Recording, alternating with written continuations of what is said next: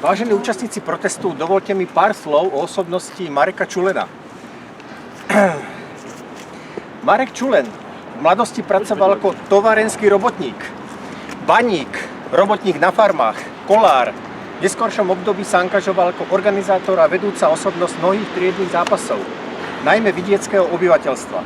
V štrajkoch a iných formách triednych bojov pôsobil zvyčajne na najťažších úsekoch. Čulen má vyhranený sociálny cit, ktorý získava predovšetkým pri pozorovaní vykorisťovania pracujúcich doma a v Spojených štátoch amerických. Je aktívnym účastníkom revolučného robotníckeho hnutia. Podporuje pritom i národné ciele. Je členom vedenia 30. a zakladateľom 31. zboru Slovenskej ligy v Chicagu. Účastní sa podujatí amerických Čechov a Slovákov, podporujúcich utvorenie spoločného štátu. Po jeho vzniku sa stáva popredným predstaviteľom marxistickej lavice, spolu s Jozefom Šifelom, hlavným organizátorom Ľubokňanského zjazdu. V roku 1921 je členom Komunistickej strany Československa. Jej politiku presadzuje od roku 1925 v Československom parlamente. V poľnohospodárskom výbore Národného zhromaždenia podáva desiatky návrhov týkajúcich sa agrárnych problémov. Poľnohospodárska politika, boj za získavanie roľníctva pre revolučné ciele, za vytvorenie robotnícko-roľníckeho zväzku je hlavnou oblasťou jeho politicko-organizátorského pôsobenia. Stáva sa tribúnom roľníckej chudoby. Pôsobí pri založení a takmer celej činnosti Zväzu maloroľníkov a domkárov na Slovensku ako jeho predseda. Organizuje boje za realizáciu pozemkovej reformy, proti daňovej, colnej a cenovej politike buržoáznych vlád tzv. Prvej republiky, za demokratizáciu dedinských družstiev. Boj za záujmy roľníkov spája vždy s celkovými úlohami antikapitalistického revolučného hnutia, významne sa zúčastňuje na tvorbe politických programov v agrárnej otázke.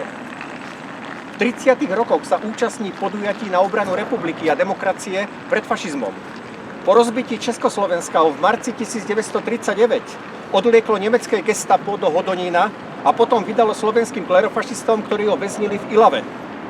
Pred rozjacím novým zatknutím emigruje cez Poľsko do Sovietskeho zväzu, kde spolupracuje s moskovským vedením KSČ, vystupuje v slovenskom vysielaní Moskovského rozhlasu, burcuje do boja proti fašizmu, agituje za vytváranie partizánskych janošikovských družín. Ako jeden z prvých začína používať známe heslo Morho. Ťažisko jeho agitačnej práce sa postupne prenieslo do armády. Z poverenia moskovského vedenia KSČ nabáda na Kaukaze vojakov tzv. Rýchlej divízie na prechod na sovietsku stranu.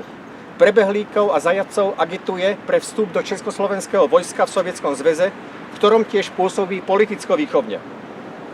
Po vypuknutí Slovenského národného povstania prechádza na vlastnú žiadosť na povstalecké územie. Stáva sa členom Slovenskej národnej rady. Na desiatkách roľníckych schôdzí propaguje heslo Pôda patrí tomu, kto na nej pracuje. Po prechode frontu pôsobí na oslobodenom území východného Slovenska pri organizovaní pozemkovej reformy, zakladá národné výbory, zabezpečuje úspešný priebeh mobilizácie, organizuje boj za konečnú porážku fašizmu, neskôr za vznik a rozvoj socialistických spoločenských vzťahov. Na čele prípravného výboru Jednotného zväzu slovenských roľníkov bojuje proti reakčnej poľnohospodárskej politike buržoázie, proti mareniu pozemkovej reformy predstaviteľmi demokratickej strany. Podporuje rozvinutie pozemkovej reformy, odpustenie daní a štátnu podporu roľníkom. Po februári 1948 uskutočňuje politiku kolektivizácie poľnohospodárstva, budovania jednotných roľníckych družstiev a roľníckych strojových družstiev. Vo funkcii povereníka poľnohospodárstva a lesného hospodárstva upozorňuje v rokoch 1952 až 1953 na chyby v tomto procese. Administratívne riešenie problémov, nedostatočné zabezpečenie hospodársko-organizačných predpokladov úspešného rozvoja mnohých JRD, bojuje za vnútrodružstevnú demokraciu. Práve v najzložitejšom a najkritickejšom období kolektivizácie poľnohospodárstva, ktorá zabezpečila potravinovú sebestačnosť krajiny, tento proces riadi iba čiastočne. Mnohé nedostatky pretrvávali. V roku 1954 odchádza vyčerpaný na odpočinok. O necelé 3 roky neskôr na následky podlomeného zdravia zomiera vo svojom rodisku v záhorskej obci Brodské. Česť o pamiatke.